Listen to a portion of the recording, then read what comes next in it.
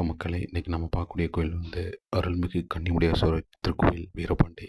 இது தேனி மாவட்டத்தில் இருக்குது. தேனியிருந்து ஒரு 15 கிலோமீட்டர் கிட்ட இருக்குது. இந்த கோயில் பார்த்தீங்கன்னா நீங்கள் பஸ்லேயே வரலாம், தேனியிலிருந்து டூ வீலர்லேயும் வரலாம், நல்லாயிருக்கும். கோயில் நுழைஞ்ச உடனே பச்சை பசேன்னு இருக்கும், ரெண்டு பக்கமும் பார்க்க ரொம்ப ரம்மியமாக இருக்கும். அப்படியே அந்த ரம்மியத்தை ரசிச்சுட்டே வந்தோம்னா முன்னாடி நுழைவாயிலில் ஒரு கோவில் இருக்குது. ஒரு மரத்துக்கு கீழே ஒரு சின்ன சின்ன சிலைகள் இருக்கும், அதுவும் அழகாக இருக்கும் பார்க்குறதுக்கு. அதை அப்படியே பார்த்துக்கிட்டு அப்படியே நம்ம லெஃப்ட் சைடில் பார்க்கும்போது நமக்கு வீரபாண்டி முள்ளையாறு தெரியும். அதையும் கொஞ்சம் நேரம் அப்படியே ரசிச்சுட்டு அப்படியே காலையிலேயே கொஞ்சம் நேரம் அப்படியே சுற்றி பார்க்கலாம். பார்த்துட்டு அப்படியே நேராக வந்தோம்னா கோயில் என்ட்ரன்ஸு. கோயில் என்ட்ரன்ஸ்குள்ளேயே முன்னாடி 2 நுழைவாயில் 2 கோயில் இருக்கும். அங்கே பூஜை ஜாமானுக்கு தேவையானது எல்லாமே வாங்கிக்கலாம். பக்கத்துலேயே செருப்பு இருக்குது. நீங்கள் எல்லாம் ஊரில் குளிச்சுட்டு வந்தால் கூட பக்கத்துலேயே குளிச்சுட்டு வந்துக்கலாம்.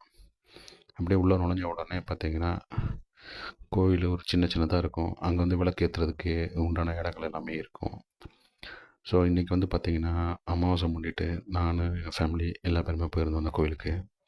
சரி, இன்றைக்கி நல்ல நாளுன்றதுனாலையும் சிலருக்கு திதி கொடுக்குறதுனாலையும் அந்த கோயிலுக்கு போயிட்டு கோயிலை அப்படியே சுற்றி பார்த்துட்டு இருந்தோம்.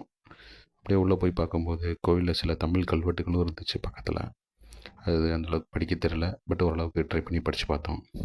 சரி, அப்படியே நேராக போயிட்டு சாமியெல்லாம் கும்பிட்டு வந்துட்டு அப்பாவுக்கு வந்து தீபங்க அதில் ஏற்றிட்டு வந்தாங்க. நல்ல ஒரு நெய் விளக்கு வச்சு இந்த இடத்துல ஏற்றிட்டு சாமியெல்லாம் கும்பிட்டுட்டு நானும் என் தம்பி எல்லாம் ஃபேமிலி எல்லாமே இன்றைக்கி சரி இன்றைக்கி அமாவாசை முன்னிட்டு சிலருக்கு அன்னதானம் பண்ணலாம் அப்படின்னு பண்ணி முயற்சி பண்ணோம்.